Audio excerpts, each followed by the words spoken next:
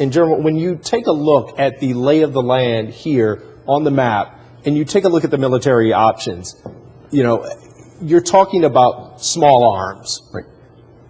How much difference can that make against the firepower of Assad? Probably very little difference at all at this point. These are small arms, as you described.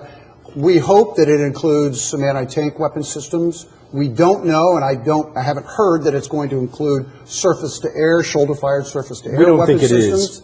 That's unfortunate. These by themselves will provide very little difference at all. Short answer. And are we talking about American weapons? Are we talking about American-made U.S.-made weapons going directly into the hands of the rebels? Probably not. This is probably Soviet model type stuff. Kalashnikovs, absolutely, being used and being supplied by the support of the United States, but from friends and neighbors in the region.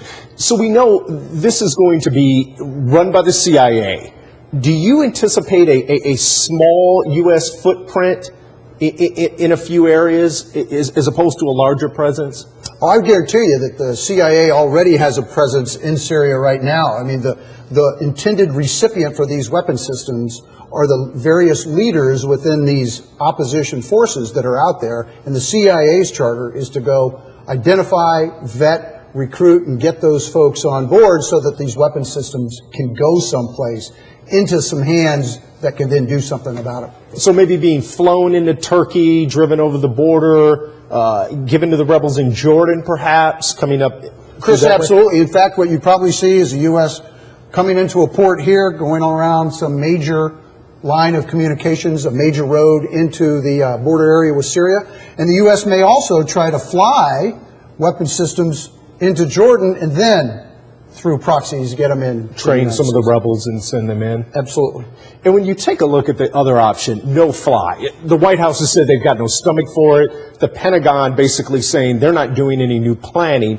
What are the dangers of a no-fly zone, even a limited no-fly zone along the southern border? Right.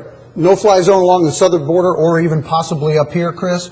The deal is with a no-fly zone is there is a lot of coordination that needs to take place. It's just not aircraft flying. Rescue crews, refueling. Absolutely. Downed aircraft rescue, refueling has to take place. And then what are the rules of engagement for these aircraft? Do they have the authority to shoot if somebody violates this no-fly charter?